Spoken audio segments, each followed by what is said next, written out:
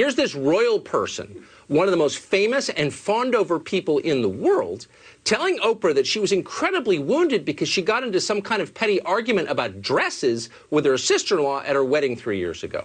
So stop the presses. She and her sister-in-law had a tiff about clothes. That's never happened before.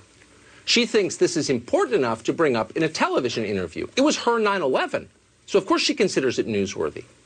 Okay, so she's a narcissist, guessed that. But that's not the whole story. What she's really saying is that despite her enormous wealth and fame, despite the fact she never has to cook her own dinner or drive her own car ever again as long as she lives, despite the fact that every time she heads to the gym, the journey is treated like the moon landing by an army of awestruck reporters, despite the fact that she's literally a princess, sorry, duchess, she is, and this is the headline here, she's actually an oppressed victim. She may look powerful, but she's powerless. Watch her explain this to Oprah. That's the sad irony of the last 4 years, is I've advocated for so long for women to use their voice.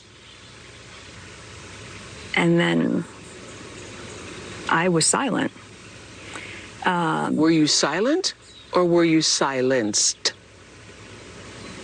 The latter. I came to understand that not only was I not being protected, but that they were willing to lie to protect other members of the family, but they weren't willing to tell the truth to protect me and my husband. I had bodyguards, but I was not protected. I was silenced, says the lady doing a TV interview with Oprah Winfrey. When I speak, only 100 million people hear it around the world, though, to be fair, the number rises considerably once you count DVR and internet views. But the point remains, I have been silenced. I am a victim. Now, a rational person might consider this claim absurd, but amazingly, no one else seems to think it is. Oprah clearly doesn't think it's absurd. She's deeply empathetic.